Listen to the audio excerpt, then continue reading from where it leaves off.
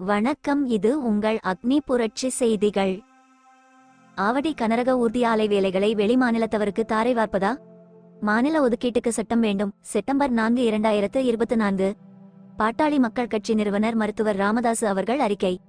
சென்னையை அடுத்த ஆவடியை தலைமையிடமாக கொண்டு செயல்பட்டு வரும் கனரக ஊர்தி ஆலைக்கான தொழில்நுட்ப பணியாளர்கள் நியமனத்தில் 90 விழுக்காட்டுக்கும் கூடுதலான வேலைவாய்ப்புகளை வெளிமாநிலத்தவருக்கு தாரைவார்க்க ஆலை நிர்வாகம் சதி செய்து வருகிறது. சி மற்றும் தீப்பிரிவு பணிகள் முழுக்க உள்ளூர் மக்களுக்கே வழங்கப்பட வேண்டும் என்று மத்திய அரசின் விதிகள் தெரிவிக்கும் நிலையில் அதை மதிக்காமல் தமிழர்களுக்கு வேலைவாய்ப்புகள் மறுக்கப்படுவது கண்டிக்கத்தக்கதாகும்.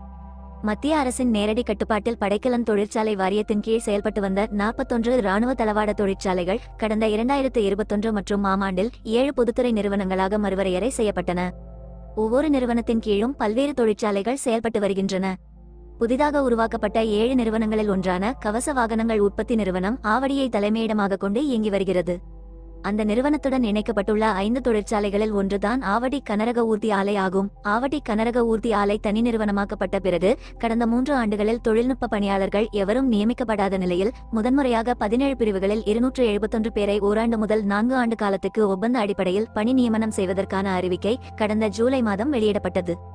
அதன்படி 271 பணியிடங்களுக்கு 5000த்திற்கும் மேற்பட்டோர் விண்ணப்பித்த நிலையில் அவர்களில் 8 வகையான பணிகளில் 67 பணியிடங்களுக்கான திறன் தேர்வுக்காக 87 பேர் அழைக்கப்பட்டுள்ளனர். அவர்களில் 9 பேர் மட்டும்தான் தமிழ்நாட்டை சேர்ந்தவர்கள். மீதமுள்ள 90 விழுக்காடுக்கும் கூடுதலானவர்கள் பிற மாநிலங்களை சேர்ந்தவர்கள். தமிழ்நாட்டில் உள்ள தொழிற்சாலையில் 90 விழுக்காடுக்கும் கூடுதலான பணிகளை பிற மாநிலத்தவருக்கு தாரை வார்ப்பது மிகப்பெரிய சமூக அநீதி ஆகும். இதை அனுமதிக்க முடியாது. ஆவடி கனரக ஊர்தி ஆலையில் வெளி மாநிலத்தவரை திணிக்கும் விஷயத்தில் அப்பட்டமான விதிமீறலும் முறைகேடுகளும் நிகழ்த்தப்படுவதாக தெரிகிறது. ஆவடி கனரக ஊர்தி ஆலைக்கான ஆழ்தேர்வு போட்டித் தேர்வு அடிப்படையில் மேற்கொள்ளப்படுவதில்லை. தொழில்நுட்ப பணியாளர்கள் நியமனங்கள் அனைத்து தேசிய டிரேட் சான்றிதழ், தேசிய தொழில் பழகுனர் சான்றிதழ் தேர்வுகளில் எடுத்த மதிப்பெண்கள் அடிப்படையில் தான் மேற்கொள்ளப்படுகின்றன. இந்த மதிப்பெண்கள் அடிப்படையில் தான் 87 பேர் திறன் தேர்வுக்காக அழைக்கப்பட்டிருப்பதாக கனரக ஊர்தி ஆலை தெரிவித்துள்ளது. ஆனால் அவர்களின் மதிப்பெண்கள் விவரம் வெளியிடப்படவில்லை என்பதால் இதில் முறைகேடு நடந்திருக்கலாம் என்ற சந்தேகம் எழுகிறது. அடுத்ததாக மத்திய அரசின் பணியாளர் நலன் மற்றும் பயிற்சித்துறை கடந்த ஜூலை 5, 2005 மற்றும் நாள் வெளியிடப்பட்டு ஜனவரி 17, 2007 மற்றும் நாளில் உறுதி செய்யப்பட்ட அலுவலக குறிப்பாணை மற்றும் 2022 மற்றும் ஆண்டு அக்டோபர் 14 மற்றும் நாள் வெளியிடப்பட்ட ஆணையின்படி சி மற்றும் தீப்பணிகளில் பணியிடம் அமைந்துள்ள மாநிலத்தவரை தான் அமர்த்த வேண்டும் என்றும் தமிழ்நாட்டில் அமைந்துள்ள மத்திய அரசு அலுவலகங்களில் தமிழகத்தவரை போட்டித் தேர்வு இல்லாமல் நேரடியாக நியமனம் செய்யும் போது பட்டியலினத்தவருக்கு 19 விழுக்காடு, பழங்குடியினருக்கு 1 விழுக்காடு, பிற பிற்படுத்தப்பட்ட வகுப்பினருக்கு 27 விழுக்காடு வீதம் இடஒதுக்கீடு வழங்கப்பட வேண்டும் என்று தெளிவாக தெரிவிக்கப்பட்டுள்ளது. அதன்படி இடஒதுக்கீட்டை ஆவடி கனரக ஊர்தி ஆலை கடைபிடித்துள்ள போதிலும் உள்ளூர் ஒதுக்கீட்டு விதி பின்பற்றப்படவில்லை. ஆவடி கனரக ஊர்தி ஆலையும் அதை உள்ளடக்கிய கவச வாகனங்கள் உற்பத்தி நிறுவனமும் தனி நிறுவனங்களாக அறிவிக்கப்பட்ட பிறகு அவற்றுக்கான ஆழ்தேர்வு விதிகள் இன்னும் வரையறுக்கப்படவில்லை.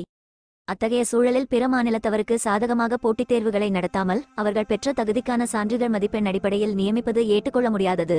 அதேபோல் கடைநிலை பணிகள் பெரும்பாலும் உள்ளூர் மக்களுக்கு ஒதுக்கப்பட வேண்டும் என்ற வழிகாட்டுதலை ஆவடி கனரக ஊர்தி ஆலை நிர்வாகம் நடைமுறைப்படுத்த மறுப்பது அப்பட்டமான சமூக அநீதி ஆகும். கனரக ஊர்தி ஆலை மட்டும்தான் என்றில்லாமல் மத்திய அரசு நிறுவனங்கள் அனைத்துமே உள்ளூர் இடஒதுக்கீடு வழங்குவதில்லை. தெற்கு தொடர்வண்டித்துறை, திருச்சி பொன்மலை ரயில் பெட்டி தொழிற்சாலை, நெய்வேலி பழுப்பு நிலக்கரி நிறுவனம் உள்ளிட்ட எந்த நிறுவனமும் மாநில இடஒதுக்கீடு வழங்குவதில்லை. இந்த நிறுவனங்களை அமைப்பதற்கான நிலங்களையும் பிற வளங்களையும் வழங்கியது தமிழ்நாடும் தமிழ்நாட்டு மக்களும் தான். தமிழ்நாட்டு மக்களிடமிருந்து பெற்ற வளங்களை கொண்டு கோடிக்கணக்கில் லாபம் ஈட்டும் நிறுவனங்கள் அந்த மக்களுக்கு கடைநிலை வேலைவாய்ப்புகளை கூட வழங்க மாட்டோம் என்று கூறுவது மன்னிக்கவே முடியாத துரோகமும் சமூக நீதி படுகொலையும் ஆகும். மத்திய அரசு துறைகளும் நிறுவனங்களும் மாநில இட ஒதுக்கீட்டை வழங்க மறுப்பதற்கு காரணம் மாநில ஒதுக்கீடு என்பது வழிகாட்டுதலாக இருக்கிறதே தவிர கட்டாயமாகவும் சட்டமாகவும் இல்லாதது தான்.